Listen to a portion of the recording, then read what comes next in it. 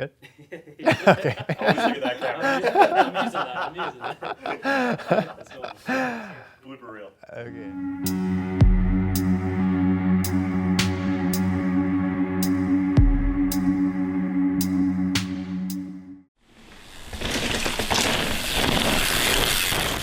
I'm Eliot Jackson.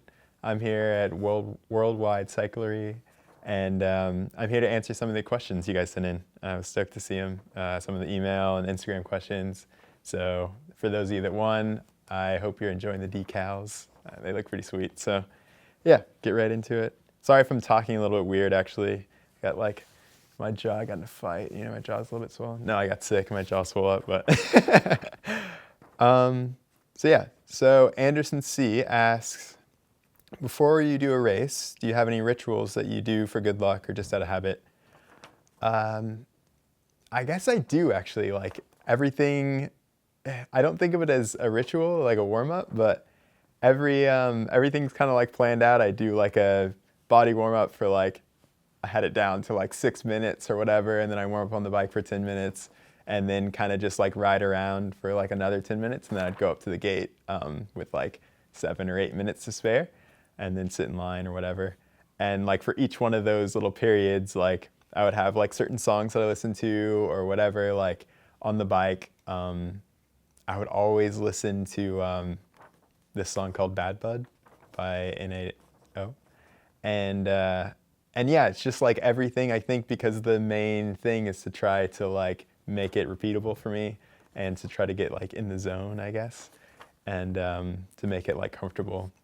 So I would kind of do that every race, and then like even in the off season, it was kind of important to like do a little bit of that, so that you're not just like, you don't think of it as being the race, you know, you think of it as being like preparing yourself like mentally to like do that in the off season as well.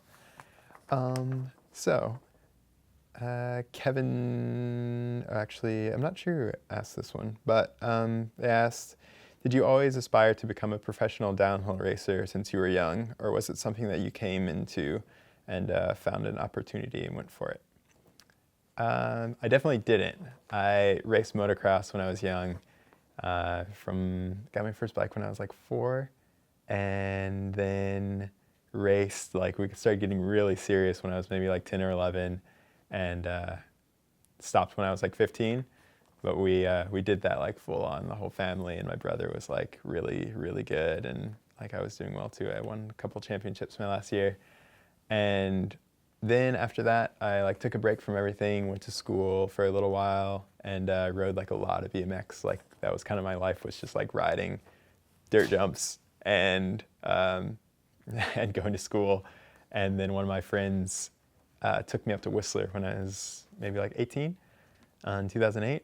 And from there, I just like fell in love with it. It was kind of interesting because like coming back home, I like didn't like it here as much because Whistler is just amazing.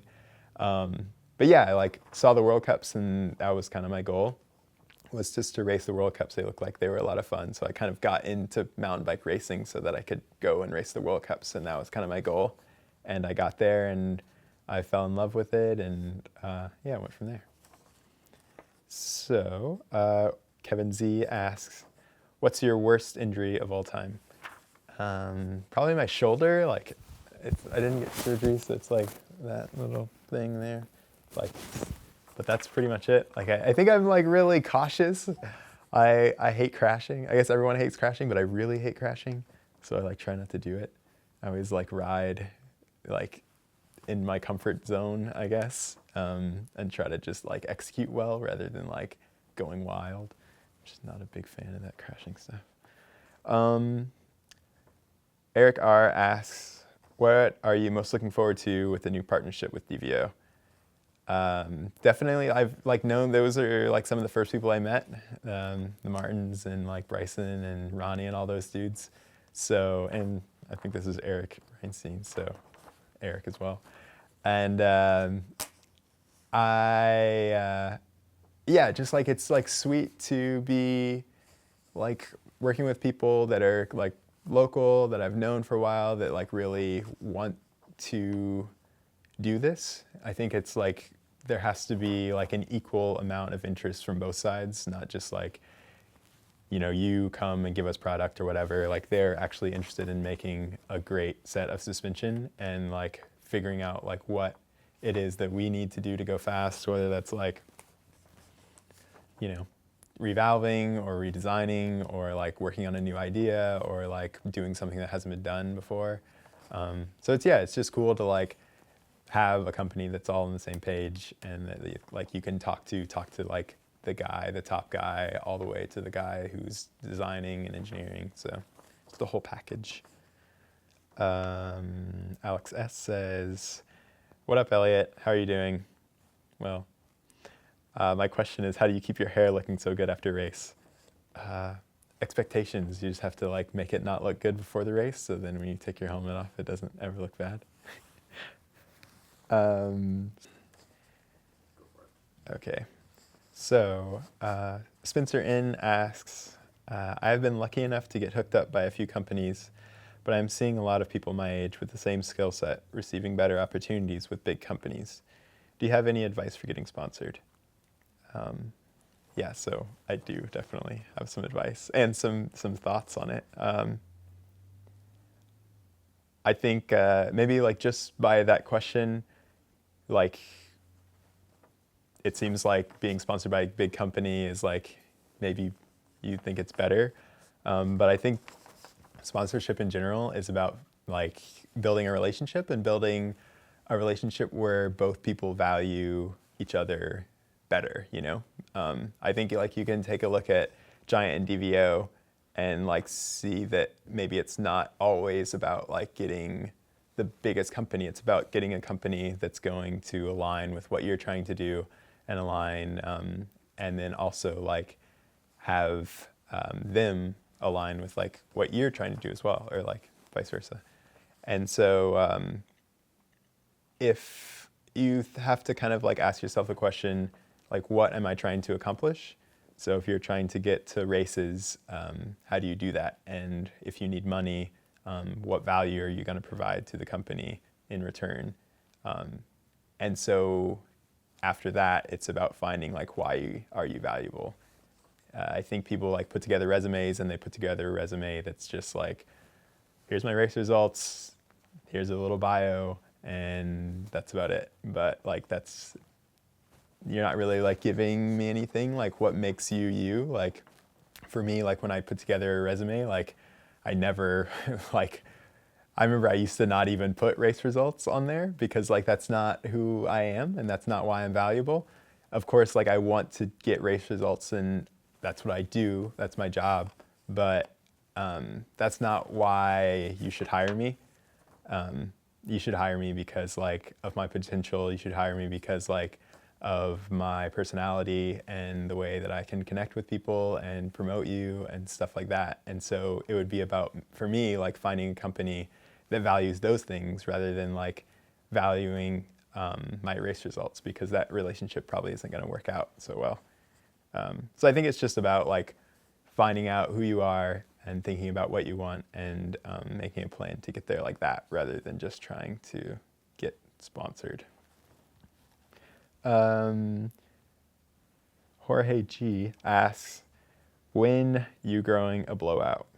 The side of my hair doesn't really grow very well, so I need to like figure that out. Maybe I need to like, I don't know, too much maintenance. Vidor B asked, 26 for life, 27.5, or 29. Love your style. Thanks. I think 27.5. I haven't really even had any interest in trying 29. And then 26 was sweet, but like as soon as I got on 27.5, it was just way easier. Like 26 was gnarly. So I think I'll just stick in the middle. Jordan L asks, I'm a college student looking at joining a team at my school. What advice do you have for team riding? I've never been on a bicycling team. I've been on, I guess the closest I've been is like being part of, of Giant or Pivot and a team like that. And I think it's important to, like take advantage of all of the people that are around you. So like inevitably you'll have people that are better than you at different things, and same with you for them. And so like if they're better at like turning than you, then like you can talk to them about it. And I think it's cool just to like have somebody to ride with, have somebody that's doing the same thing as you, and to bounce ideas off of, and like talk about like how hard it is to race and how much it sucks, or like in college, like how much it sucks to like have to do schoolwork and then go ride, and how tired you are and stuff like that. But I think, yeah, just like taking advantage of like all the opportunities, and with your coaches and like everything like that. And if you're going to transition into like being pro, like it is really difficult, like with the school workload, but like it definitely only gets harder. So like also enjoy it because you're in a good spot. Okay, Instagram questions. How do you decide to wear pants or shorts? I always would love to wear pants. I don't like shorts. I think it's maybe like a moto thing, but I feel like naked when I'm wearing shorts. So like pants or bust. They're like 5 seconds faster. How did you get so good at whipping? Do you think anyone else whips as good as you? I think a lot of people whip just as good and better than me. And I'm not sure, like it's funny, when I was racing motocross, like I couldn't whip at all. Like, and my brother and everyone used to just always make fun of me because like I would just straight line, like I had no style or anything. I've always thought like, it's not that like bikes are like more difficult than motorcycles to whip, or like that you can't do as big a whips on bicycles, but it's just like, you just jump a lot more on a motorcycle. Like when you go to the track, you jump like 50 times, but like as a mountain bike racer, you could race downhill and be like amazing and never do a jump, you know? Like half the tracks don't even have jumps on them. So I think if we were to jump as much as like you do on a motorcycle, you'd see people doing like way bigger whips. And then you see it even now, like now that people have been like jumping more and whipping a lot more, like just in the past, like probably 3-4 years, like people are doing insane whips, like Andreu and like everyone. It's just crazy. So yeah, I think it's like, and then I guess like how to get good, it's like along that same line, just about like doing it. It's just like a comfort thing. So you just like riding. I think for me, like I rode Whistler so much.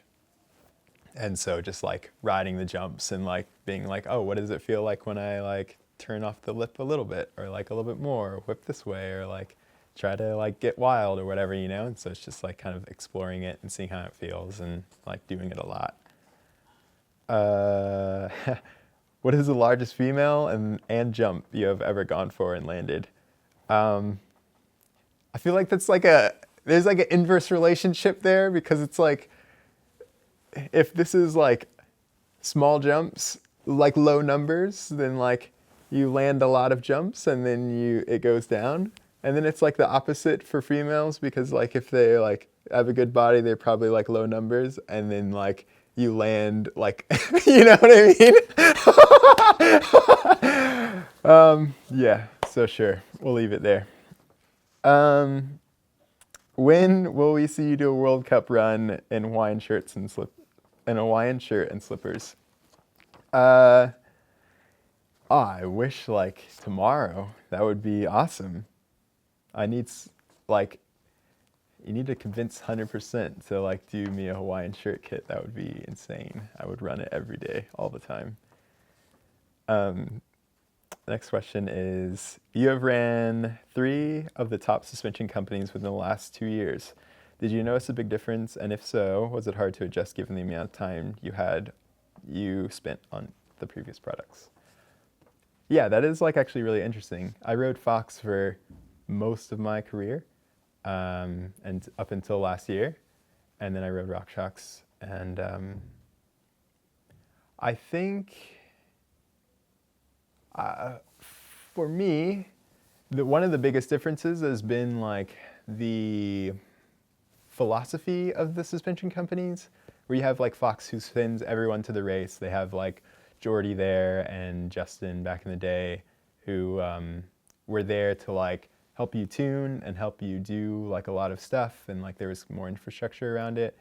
And then RockShox, who was like kind of like more hands off and just provided you like with product and like kind of let you go for it. And then now with like DVO, where it's like even kind of more so, like with Fox, like not only are they helping tune and stuff like that, but like we're also helping develop.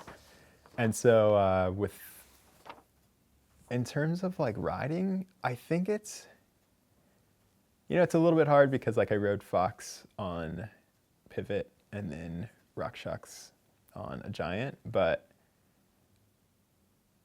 I think it's really like personal preference, like, and it's almost up to the rider to say, to be able to get the suspension to work the way that you want it to work. So like for me, if I'm like, okay, I'm coming through turns and it's like about to bottom out, or it's like, it's pushing me over the top, like it's standing me up. And so like, what does that mean? Like, I need to be able to give that feedback and say like, okay, like the rear end isn't sitting down fast enough, or like, if I'm coming through a section and like it's starting to get wild, like starting to pack up at the end of the section, or over G outs, like it's getting good traction, but then like it's not ramping up enough or whatever. Like I need to be able to communicate that and communicate like at which parts it's doing it, because like to be able to isolate like certain things, you can't just be like, oh, it feels rough or like whatever. It really needs to be like specific feedback. And I think as you like get better at that, you can kind of make whatever suspension it is like work for you. And I think also like there is suspension stuff that just needs to happen. Like dampening has to be good. Like it has to be like not sticky, and it has to be like, it just has to work and be reliable. So far, like everything that I've ridden has been like really good. And I think that with the DVO, I'm excited to like really get my hands into it, because it took, like with RockShox, the suspension that we had at the end of the year was like really amazing, but that was like a year's worth of work. That was a year's worth of like feedback and like testing and stuff like that went into that stuff. So yeah, excited. All right. The next question is, where is your favorite place to ride? I think definitely Morzine in France. It's just so like, the downhill is just so good. I love riding jumps. I think I'm like a little bit more over it now because I rode like Whistler so much. Like I've ridden A-line like just so many times, and I love it. And I love doing jumps and riding jump lines, but like I love like Morzine has just like dirt, like ruts, and like just the best downhill trails ever. And like riding there, you're just like riding until you like can't ride anymore. And same with like Queenstown is also like that. Like I've had a couple of days there in the past couple of years where you just don't want to stop riding, where you're just like trying to get as many runs as you can in, and it's just like the dirt's good. It's not like sketchy, it's not dangerous, but it's still difficult enough to where you're having fun. So it's probably like like Morzine, Queenstown, and then Whistler, obviously.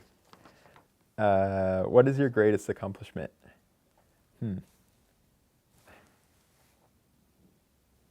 I've never really like thought about, I don't and never have like really, what I want to achieve in mountain biking is not like results. Like I think my like goalpost has always been to try to do the best I can, like to make sure like when I'm done racing or whatever, that I like just gave it like everything that I had, whereas like in training and in preparation and like racing and like just really giving it everything I had and see where that takes me. And I think I've always thought like, if I do that and I do all of the right things, there's no reason that I can't be, one of the top riders.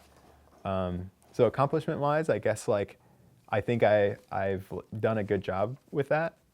If there's like one thing that I had to say, it would probably be like that, just going to my first World Cup, because it was such a long shot. Like I started riding mountain bikes in 2008, and then in 2009 I got hurt. I went to Whistler to like train or whatever, and I was gonna try to race a World Cup then, and then like separated my shoulder. And then the next year I went and like started in the expert class, and like went, and I like found out you had to get your pro license. I was just gonna like show up or whatever at the World Cup, but I was like found out that like you had to actually have a license and stuff. So I like started in the expert class, did my like 2 races and like 1 sea otter and expert, got my license, and then I was trying to get like UCI points, and so I went with some of my friends, and we went to like Tahoe Pro GRT, and then went up to Whistler, and then came back down for national champs, and was gonna get enough points there. I'd like qualified 5th in pro, and crashed in my race run, and didn't get enough points. But I talked to the USA Cycling guy, and he was like, "Oh, we can't do Wyndham or whatever this year. There's so many people." And I was like, "Well, what about Val di Sole? It's like the next weekend." And he was like, "Yeah, like we can go." And so like literally like packed up from there, from Colorado, and my brother and my mom and I went to Italy. Like never been out of the country. Like we didn't even know, like we didn't know what jet lag was or anything. Like we were just going to sleep in the middle of the day, and like just no idea or anything, you know. I like brought a little, just a little duffel bag worth of like a crescent wrench and a, like set of Allens or whatever, and we just like parked in the parking lot, and like tried to make it happen. And so like my brother was up there, like we didn't know who like anyone was or anything, and like my brother was like watching me, and he's like, "Yeah, like I think you're like doing well. You look like one of the fastest guys," or like whatever. And like during qualifying, I like tried this gap at the top of Val di Sole and broke my my chain guide, and like it was right at the start, and I was like, no way, like I'm here, and like I'm at the start of my qualifying run, and now my like chain guide is broken, and I couldn't pedal, and my like chain ended up breaking, derailleur broke off, went into my spokes, like broke off like 6 spokes, and I was just like, okay, like you can't pedal, but just like hit everything as fast as you can or whatever. And like ended up coming down, and I remember my brother was like, he said he saw me and he was like bummed out because he thought I crashed, and I ended up like qualifying like 67th or something like that, and with no chain, and I was just like so stoked to do it. And like that was like what I had like dreamed of accomplishing, I guess, for like the past like 2 years. And so that was like such a huge moment for me, and I think it was like also like a good lesson to be like, it's good when you're naive, you know, because like if somebody was to like come to me in that same situation, like I would be like, well, like you probably like need to get some new tires and stuff that aren't like bald and like whatever, you know, but you just make it happen because you like don't know any better. And I think that's really awesome. I'm proud of that. What do I prefer to ride most? I guess like in sense of like terrain, yeah, just like downhill stuff. And I like riding with my friends. Like I've always been like, I just love like yelling and heckling people, like when you're in the middle of the train and like you're heckling the dude in front of you, the dude behind you's heckling you, like you're getting wild, they're getting wild. Like those are some of the funnest days, definitely. And the last question, does being a professional bike rider run in the family? I guess it does. Like my brother and I, like I was saying, race motocross together. And then when we stopped, like he went on to be a BMX rider. And so he was amazing. Like he had a signature fork and frame and bars. And like he was one of the first people who did like pegless stuff, and was just like one of the best street BMX riders I personally of all time. But yeah, it's like I'm really, really proud of him. And I think like more so than like bike riding running in the family, I think it's I've always thought like once you get good at something, you can kind of transfer it. And so because you know what it takes, like for us riding motocross, like you knew what it took to ride at like a really high level. And so you know that it takes like dedication and commitment and like learning and reaching out to people and stuff like that. And so if you transfer those skills into something else, like with him riding BMX, like I remember he would sit in the living room and we had like carpet, and so he would ride around in a circle and then ride in and then practice bar spins onto the carpet like a little foam pit, and like he would just do that over and over and over and over again. And like, you know, if you saw him like a year later, he's like one of the best people at like doing bar spins or whatever, you know, but that's just like from hard work. And so I think like we learned that from motocross, and like also like having the two-wheeled experience or whatever, you know, like we've always like ridden dirt jumps and stuff. Like got my first bike when I was like 3 or 4 or whatever. So yeah, I guess it kind of does. But yeah, so thank you for sending in questions, and I had a lot of fun, and I hope you enjoyed it. I'll talk to you. Bye.